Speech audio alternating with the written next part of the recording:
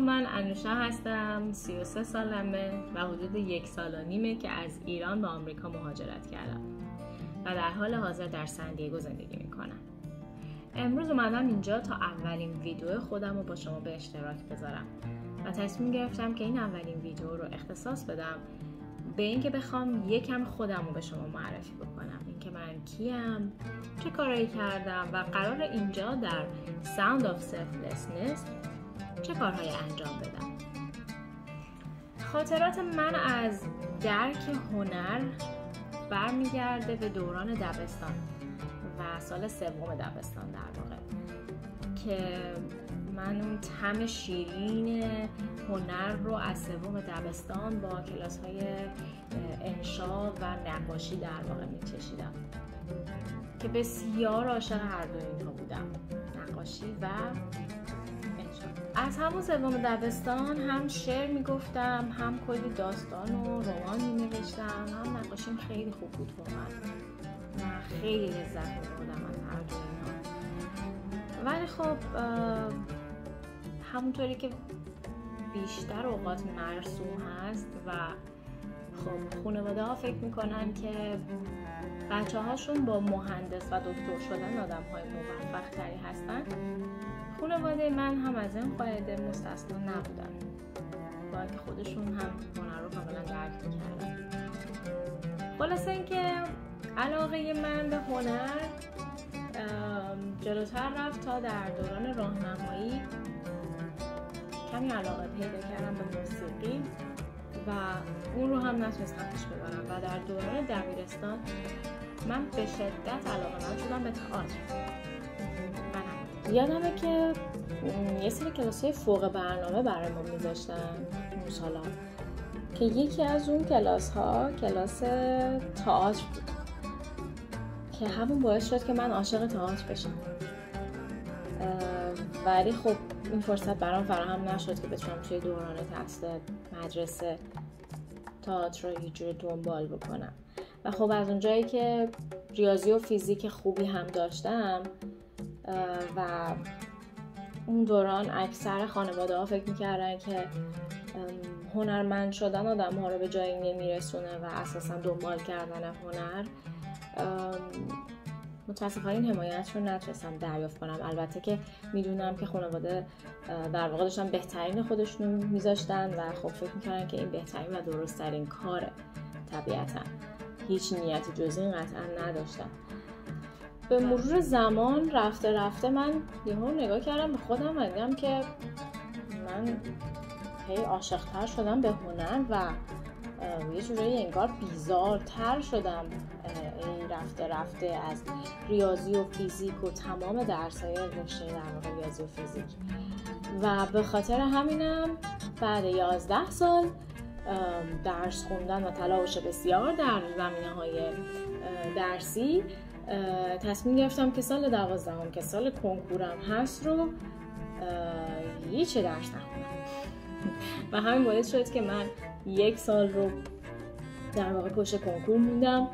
و سال بعدش رو وارد دانشکده فنی و مهندسی شدم و رشته سخت افزار رو و فکر کنم یه 2-3 روزی از دانشگاه در واقع گذشته بود از شروع کلاس ها که خیلی اتفاقی با گروه تئاتر و هنر و تئاتر در واقع دانشکده فنی آشنا شدم و بچه‌هایی بودن که دغدغه‌مند هنر و تئاتر بودن و با اونها مشغول شدم و شروع کردم سر تمرین رفتن، پلاتو رفتن و نمایشنامه خوانی کردن، فن بیان و در واقع بدن رو، تمرینات بدنی رو کار کردن و یک سری فعالیت‌ها رو در واقع توی اون سال‌ها از نظر تئاتری ادامه دادم و همچنان هم می‌نوشتم. بگم نوشتن من میشه گفت تقریبا هیچ وقت قطع نشد، همچنان می‌نوشتم و عاشق نوشتن بودم. اما بعد از 5 ترم در نهایت من از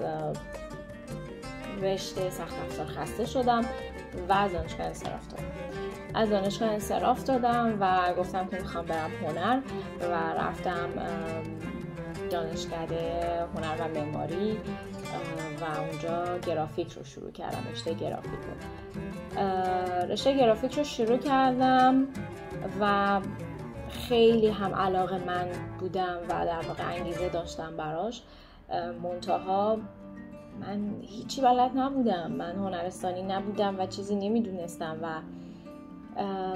استادا می اومدن برخلاف تصور من می اومدن و فقط از ما میخواستن که یه سری کار و پروژه آماده رو بهشون تحویل بدیم و من میدیدم که همه در جنب و جوشن و دارن اون چیزهایی که اساتید میخوان رو میسازن و درست میکنن و من از پسش بر نمیام. و اینجا بود که احساس کمبود کردم و احساس کردم که من انگار عقبم، انگار من هرچی میرم به اینا نمیرسم. چی شد من که اومده بودم اینجا یاد بگیرم، چرا اینجا هم یادگیری برام نمیتونه اتفاق بیفته تو اون چیزی که بهش علاقه دارم و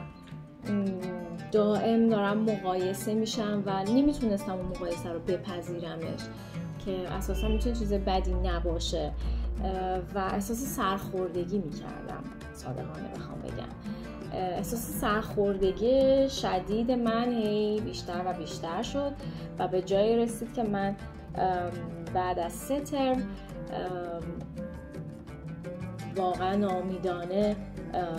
این رشته رو هم کنار گذاشتم و ازش انصراف دادم و کاسه چه کنم در دست به راه میخوام یه فلش بک دوباره بزنم به گذشته و دوران کودکیم. در واقع یکی از اقوام نزدیک من از زمانی که من به یاد دارم یه مهد کودکی رو مدیریت میکردن که من خیلی عاشق همراه شدن باهاش بودم و میرفتم اونجا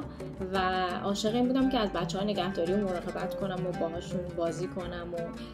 در واقع حواسم به بچه‌ها باشه. از همون سنی خیلی کوچیکی، شاید 4 ساله به بالا در واقع، و این جریانم خب ادامه پیدا کرد تا چند سال آیندهش. و از طرفی هم از همون فکر کنم دوران اول دبستان بود که من یک بازی انجام میدادم همیشه توی خونه و از قوه تخیلم در واقع استفاده میکردم. یه سری شاگرد خیالی داشتم، یه دفترچه خیالی داشتم که اسم فامیل شاگردام. بعضی روزها رو من با اینا سر می‌گردم و مثلا سر کلاس بهشون تدریس می‌کردم و در واقع کلاس رو مدیریتش می‌کردم و می‌بردمش جلو. خواستم بگم که همون عزیزی که همیشه شاهد این جریانا در زندگی من بود، توی دوران گمگشتگی من در واقع من خیلی هم سرخورده شده بودم و هم گم شده بودم نسبت به این که اصلا من کیم، من چی میخوام چی کار کنم، من بالاخره قراره چی کاره بشم. توی اون دوران دوباره این عزیز با یک پیشنهاد خیلی ویژه وارد شد از در انگار و یه چیز خیلی زیبایی رو برای من پهن کرد روی میز، یه غذای خیلی خوشمزه که تو میتونی از این موضوع استفاده بکنی. در واقع سفره بی‌نظیر باز شد و یک دری در واقع انگار باز شد به روی من از دوره‌های مربیگری هنر کودکان که دوره‌هایی بود شبیه دوره‌های در واقع واحدهای دانشگاهی که توی مؤسسه سرزمین باران من این دوره رو دیدم، هم دوره مقدماتی و هم دوره پیشرفته‌اش رو دیدم و سرفصل‌های مختلفی توش تدریس می‌شد توسط اساتید مختلف، از در واقع کارهای دستی کودک بگیرید که میتونه با از طریق اوریگامی باشه تا سفال، تجربه سفال و کلاس‌های موسیقی، نوشتن خلاق و بازی‌هایی که در واقع با کودکان میشه کرد برای افزایش مهارت‌های فردی و اجتماعی مختلف. یه سری اطلاعات بسیار مهم و مفید از روانشناسی و خودشناسی در واقع کودک که حتی ما میتونست با کودک درون خودمون یه جورایی بیشتر آشنا کنه و آشتی بده. و اونجا بود که من طی کلاس‌های موسیقی که داشتیم در فصل موسیقیمون، من به شدت علاقه‌مند شدم به ماجرای بازی و موسیقی با کودکان و از طرفی هم این اولین بار بود در کل زندگی من که بعد از اون همه سال درس خوندنی که هیچ لذتی ازش نمی‌بردم، من توی محیطی قرار گرفتم که هم یادگیری داشتم، هم با انگیزه و تلاش تمام فعالیت‌هامو انجام میدادم و دیگه هرگز احساس سرخوردگی نمی‌کردم. احساس مفید بودن داشتم و که چقدر حالم خوبه، اینکه من اینجا نیستم که بقیه از من بالاتر باشن یا من از بقیه بالاتر باشم یا کسی از کسی دیگه پایین تر باشه. به همه ما فرصت‌های برابر داده میشد به عنوان یک انسان و ما میتونستیم بدون قضاوت همدیگر رو فقط ببینیم و حتی در پایان دوره بتونیم خودمون رو بدون قضاوت تماشا کنیم و اینکه ببینیم اگر ضعف‌هایی داریم هم هیچ اشکالی نداره، اگر شکست هم می‌خوریم هیچ اشکالی در واقع بهش وارد نیست، هیچ ایرادی نداره این جریان، چون ما انسانیم اساساً. و این اولین برخورد من بود با این جریان و خیلی برای من تجربه دلنشین و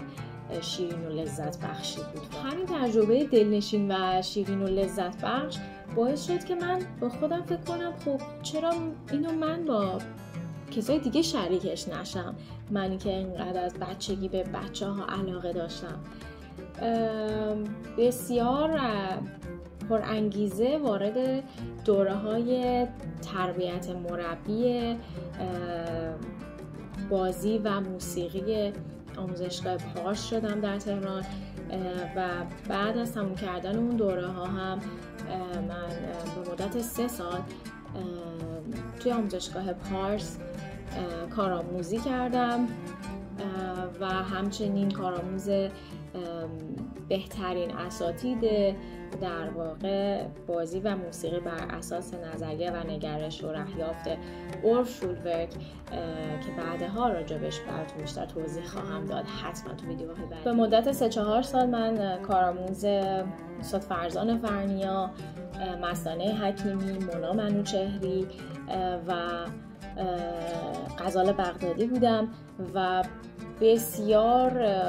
تجربه‌های ارزشمندی کسب کردم و بسیار ازشون یاد گرفتم در زمینه موسیقی، خلاقیت و همراه بودن با کودکان. و اتفاقی که در این تجربه هم برای من افتاد این بود که من وارد کارگاه‌های در واقع دوره‌های افزایش مهارت‌های مربیان بازی و موسیقی شدم که برای اولین بار وقتی اونم تجربه کردم دیدم که هیچکی اینجا نیست که من رو قضاوت بکنه، همه اینجان که به من یه فرصتی برای یادگیری فقط فراهم و دوباره اون حس شیرین و اون حجم از در واقع آدرنالین و دوپامین در من ترشح شد که چه فرصت بی‌نظیریه این فرصت که میتونی خودتو ابراز کنی و در این حال لذت ببری و فارغ از دنیا باشی توی اون ساعتی که در واقع این دوره ها رو در واقع داری میگذرونی. یعنی به هیچی فکر نکنی، بی دغدغه، تمام دغدغه ها و مشکلاتتو بذاری پشت در و وارد کلاس بشی و غرق بشی در لذت. و چی از این بی‌نظیرتر که تو هم داری لذت میبری و هم دانش و آگاهی تو بیشتر میکنی و بیشتر مهارت‌هات رو تقویت میکنی. و من کم کم شروع کردم در واقع به کار خودم و حدود 8-9 سال با بچه ها کار. 8-9 سال این برق و باد گذشت، پر از فعالیت‌های هیجان انگیز و جذاب و لذت بخش، پر از خلاقیت که در واقع اوایل به عنوان یک مربی و یک تسهیلگر در واقع بازی و موسیقی کودک تو سعی میکنی که از خلاقیت خودت استفاده بکنی و یه سری بازی برای بچه‌ها طراحی بکنی که به طور غیر مستقیم اونها رو با مفاهیم اساسی و بنیادین موسیقی آشنا بکنی. اما کم کم می‌بینی که خودت میفته توی اون مسیر. یعنی این بچه‌ها هستن که از یک جا به بعد از تقلید و تکرار فعالیت‌هایی که تو براشون تعریف می‌کنی به خلاقیت میرسن و این خلاقیتشون که شکوفا میشه تویی که داری توی کلاس اونها رو همراهی می‌کنی، نه اونا تو رو. و این خیلی شیرین و لذت بخش هست. مثلا من تجربه نوازندگی پیانو رو داشتم و برای مدت کوتاهی نوازندگی تنبک و کاخون رو تجربه کردم و برای مدت 4 سال هم تجربه آموزش دیدن در آواز کلاسیک رو داشتم میشه استاد غزل بغدادی که هنوز هم به شدت عاشق آواز هستم و خیلی همچنان انگیزه هستم برای دنبال کردنش. و به عنوان یک مربی و تسهیلگر کودک ما از این ابزارها در واقع استفاده می‌کنیم، ابزارهایی مثل سازهایی که خودمون نوازی مهارت براشون داریم و اینکه فعالیت‌هایی که در واقع طراحی می‌کنیم که محوریت اصلی این فعالیت‌ها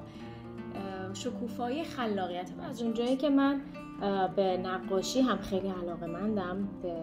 که ببینم یه جایی از خونه که الان دارم توش زندگی میکنم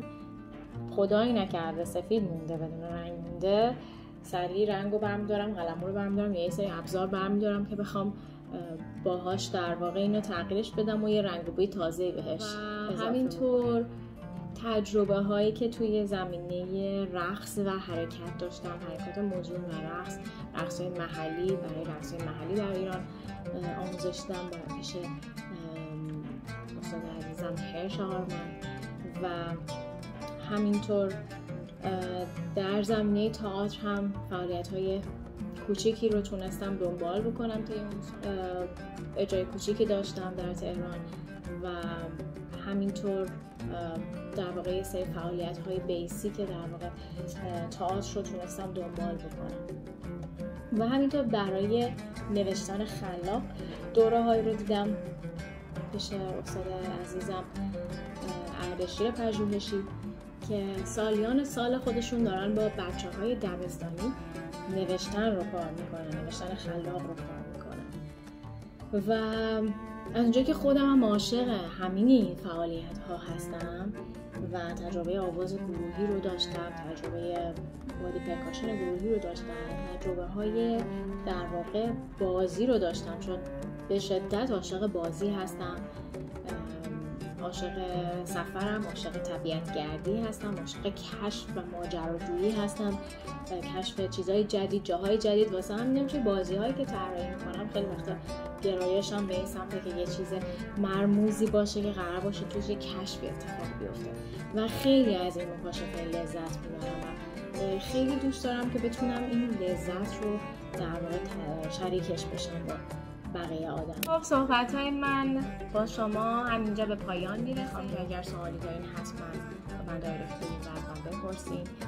هفته آینده قراره که با موضوع رسالت خودم براتون یک ویدیو منتشر بکنم که قراره توش توضیح بدم در مورد اینکه ما قراره چه کارهایی رو انجام بدیم اینجا در Sound of Selflessness و فعالیت هایی که قرار انجام بشه برای تحقق کلاس های آموزشی هنر، بازی و موسیقی بهتون توضیحات بیشتری بدم و ورکشاپ های خودم رو بهتون. ممنونم از اینکه صبوری کردین و با من همراه بودین در این ویدیو. امیدوارم که در ویدیوهای بعدی هم همراهیمون کنین و بتونم شما رو به زودی از نزدیک ببینمتون. مراقب خودتون باشین. روزتون خوش. خدا نگهدار.